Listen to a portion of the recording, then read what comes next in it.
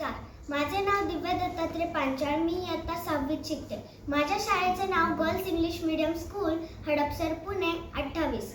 माझ्या गोष्टीचे नाव आईच्या प्रेमाची किंमत. एका गावात गोपाळ नावाचा मुलगा आपल्या आईबरोबर राहत होता. एकदा त्याला शाळेत जमा खर्च आणि हिशोब कसा ठेवायचा हा धडा शिकवला गेला. त्या दिवशी तो काहीतरी विचार करतच घरी आला. रात्री झोपायच्या वेळेस त्याने एक कागद हातात घेतला आणि त्या कागदावर काहीतरी लिहून त्यांनी आपल्या आईच्या उशीवर ठेवून दिला आणि मग स्वतः झोपला. जेव्हा आई सर्व काम झाल्यावर खोलीत आली तेव्हा तिला तो कागद दिसला. आईनं तो कागद वाचायला सुरुवात केली. त्यावर लिहिलं होतं, आईसाठी केलेल्या कामाचा हिशोब. 1. बाजारात जाऊन तेल आणण्याचं सेवा शुल्क ₹10. 2. संध्याकाळच्या स्वयंपाकात आईला मदत करण्याचं सेवा शुल्क ₹6. 3. आई काम करत असताना लहान बहीण चिंकीला सांभाळण्याचं, तिच्याबरोबर खेळण्याचं सेवा शुल्क ₹5. एकूण बेरीज केल्यावर आईकडून यायचं सेवा शुल्क ₹21. आईनं तो हिशोबाचा कागद वाचला आणि स्वतःशीच हसली.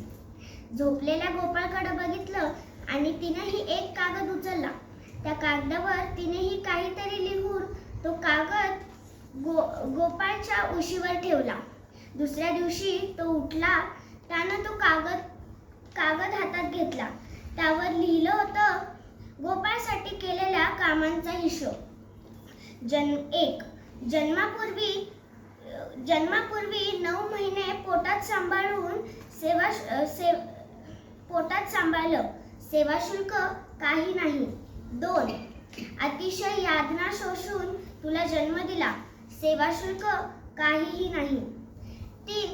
आपल्या काळजाचा तुकडा समजून पालन पोषण केले, सेवा शुल्क काही नाही.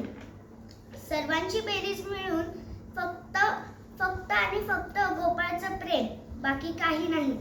कागद वाचता वाचता गोपाळचे डोळे भरून आले. आईसाठी लिहिलेला तो कागद त्यानं फाडून टाकला आणि आईजवळ जाऊन आईला त्याने घट्ट मिठी मारली. आईने पण तो गोपाळसाठी लिहिलेला कागद फाडून टाकला. गोपाळच्या मनातली भावना सांगण्यासाठी शब्दांची गरजच नव्हती. त्याचे केवळ आश्रुत पुरेसे होते. तात्पर्य, आईचे प्रेम, आईने केलेले आपल्यावर कष्ट हे आपण विसरून जमत नाही. धन्यवाद.